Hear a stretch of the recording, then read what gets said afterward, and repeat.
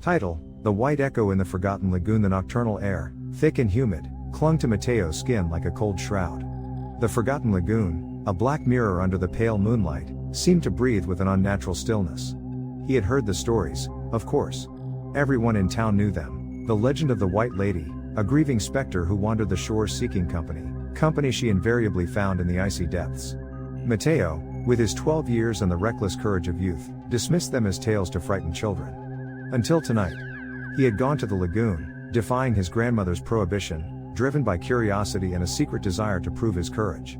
He sat on the shore, throwing small stones into the water, listening to the hollow echo that was lost in the darkness. The silence was absolute, interrupted only by the occasional croak of a solitary frog. Suddenly, a thick mist began to rise from the surface of the lagoon, enveloping the shore in a whitish shroud. Mateo felt a chill that was not simply caused by the humidity. A premonition, cold and sharp, settled in his chest. It was then that he saw her. A white, vaporous figure slowly materialized from the fog.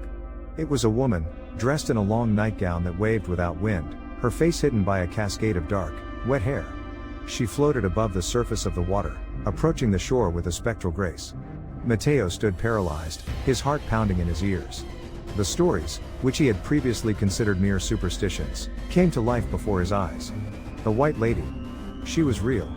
The figure stopped a few meters from him. She slowly raised her head, revealing a pale and emaciated face, with sunken eyes that looked like two wells of infinite darkness. A deep, overwhelming sadness emanated from her. "Come play with me," whispered the White Lady.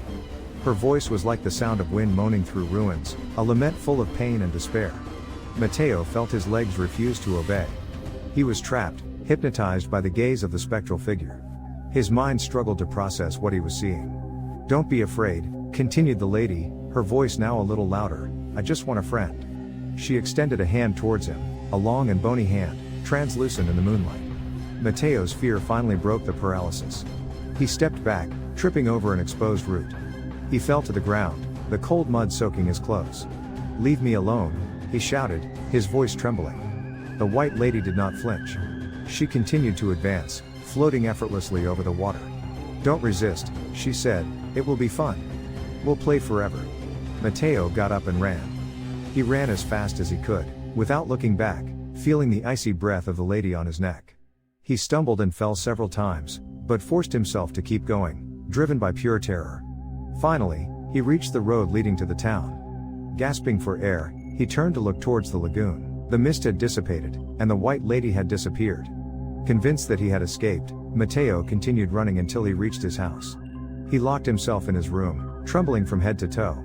He did not sleep that night, tormented by the image of the pale face and empty eyes of the lady. The next morning, his grandmother found him huddled in his bed, covered in mud and with a lost look. He told her what he had seen, but she simply shook her head, attributing it all to a nightmare. However, Mateo knew it had not been a dream. The White Lady was real, and he had been about to become her next victim. During the following days, Mateo avoided the lagoon at all costs. But the White Lady had not forgotten him. He began to see her in his dreams. She was always there, at the edge of the darkness, extending her hand, whispering, "Come play with me." Then, the visions began to invade his daily life. He saw her in the reflection of mirrors, in the shadows that stretched in the corners of his room, in the faces of people passing by on the street. Mateo was losing his sanity. He knew that the White Lady was chasing him, getting closer and closer. One afternoon, while walking through the town, he heard a voice that was familiar to him. It was the voice of a child, a soft and melancholic voice, calling him by his name.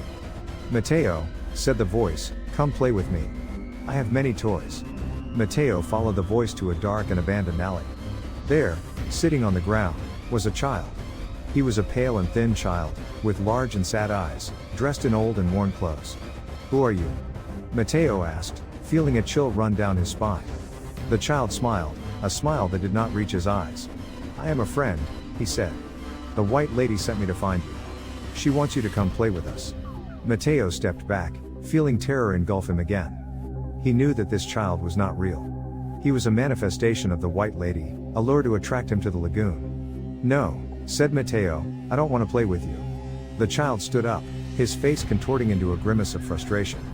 "You have no choice," he said. "The White Lady is waiting for you." Suddenly, The child pounced on Mateo, grabbing his arm with surprising strength. Mateo screamed and tried to break free, but the child was too strong. As they struggled, Mateo saw a flash of white in the corner of his eye. He turned and saw the white lady, floating in the air, watching them with a look of satisfaction on her face. "Bring him to the lagoon," ordered the white lady. "It's time for him to play with us forever." The child dragged Mateo towards the lagoon, ignoring his pleas and cries for help. As they approached the shore, Mateo saw something in the water that froze his blood. There were other children there. Dozens of children, floating face down on the surface of the lagoon, their clothes waving in the water. They all had the same pale and emaciated face, the same empty and sad eyes. They were the victims of the white lady, trapped forever in her macabre game. The child pushed Mateo into the water. The water was freezing, and Mateo felt his lungs fill with liquid. He struggled to breathe, but it was useless. The white lady approached him, extending her hand. "Welcome to our game," she whispered. Mateo felt his life fading away.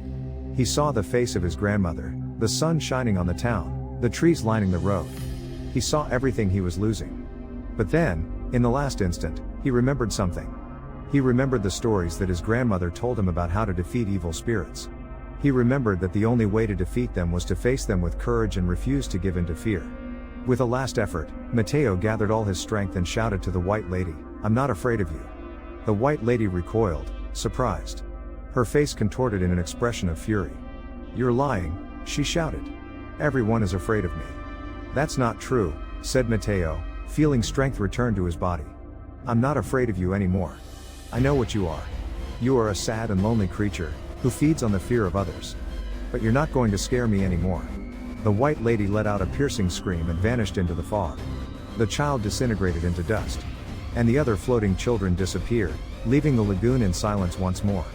Mateo climbed out of the water, shivering from the cold but filled with a new determination. He had faced his fears and had defeated the white lady. He knew he would never forget what had happened in the forgotten lagoon. But he also knew that he was no longer afraid of it. He had learned a valuable lesson, that even the deepest darkness can be overcome by courage and determination. And that, sometimes, horror stories can be the key to survival.